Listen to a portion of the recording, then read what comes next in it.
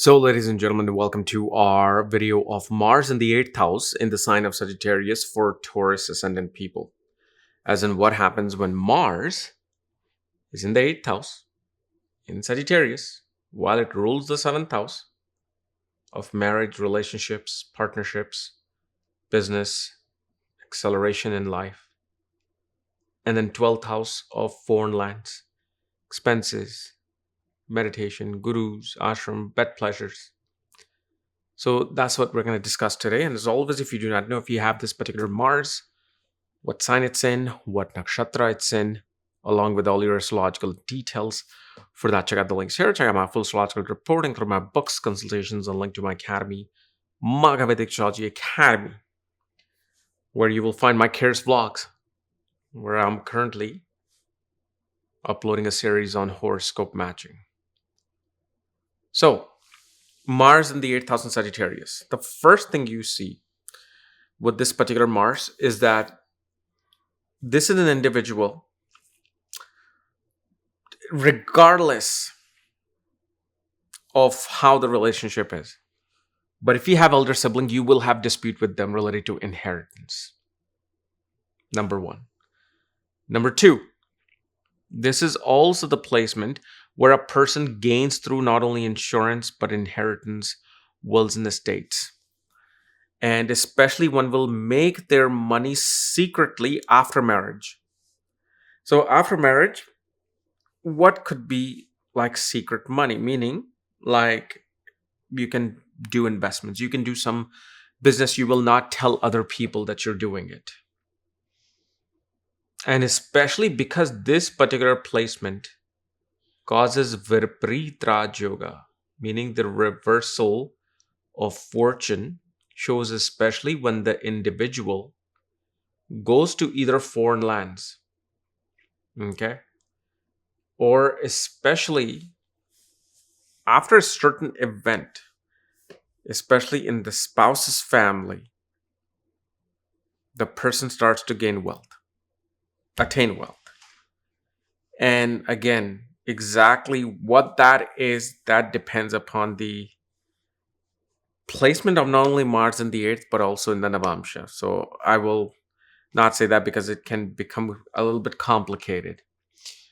But also you will see that because of the fact Mars in the 8th house in Sagittarius, which is a friendly sign and it's a fiery sign, okay, your spouse, there will be definite quarrels on philosophical and religious beliefs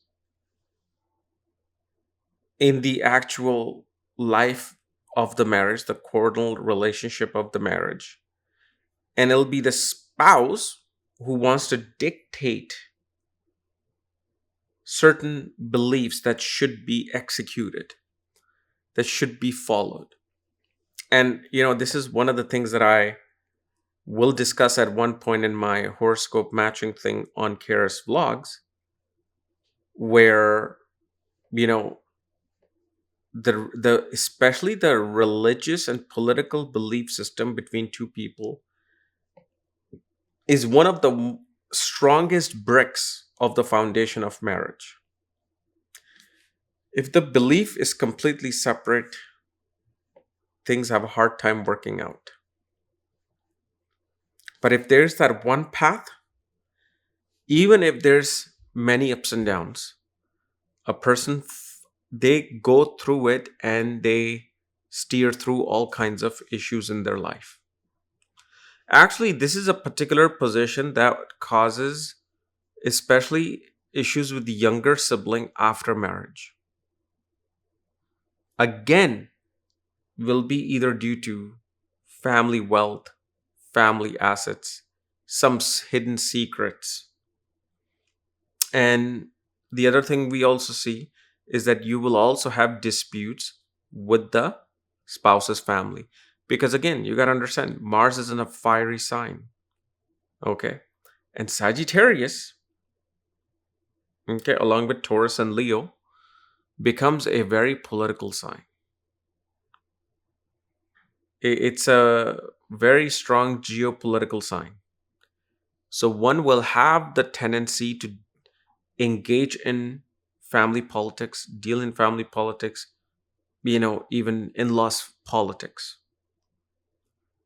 But you will see that this is an individual, no matter, and this doesn't matter if the individual is good or bad person, good hearted or bad hearted. No matter how much down they are, they always tend to rise up in life. And that's just the normal position of Mars in the 8th. When Mars is in the 8th, aspects the 8th, no matter how down a person goes, they always rise back up. Why? Because Mars is a soldier, right? That he's a general. He's like the top guy in the army. So no matter if you were to just put a single bullet in the general, their whole thing is, okay, you're going to have to still fight me. Until I die, you're going to have to fight me, so I'm going to rise up.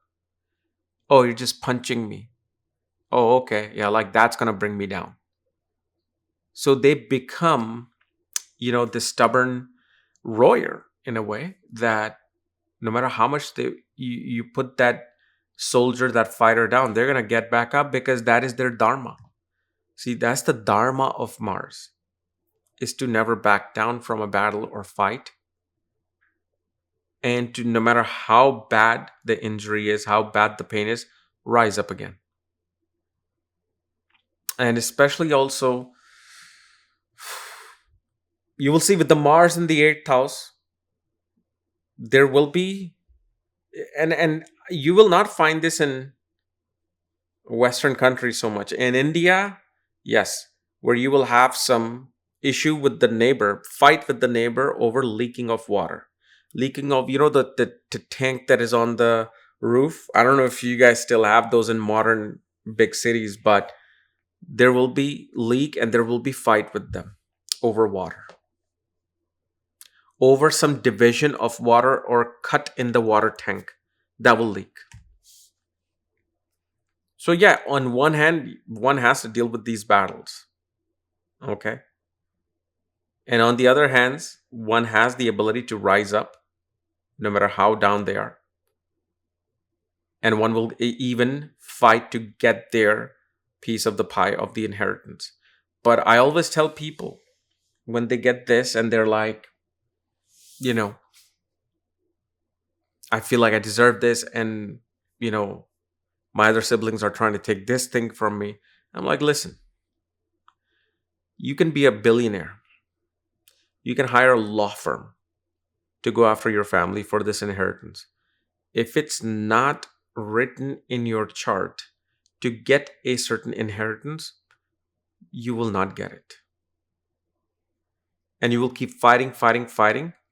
And maybe by the time you get it, you'll be so old that you have to go. So this is why nobody should ever fight for any kind of inheritance. Because if it's not meant to come to you, it will not. So why waste time and energy?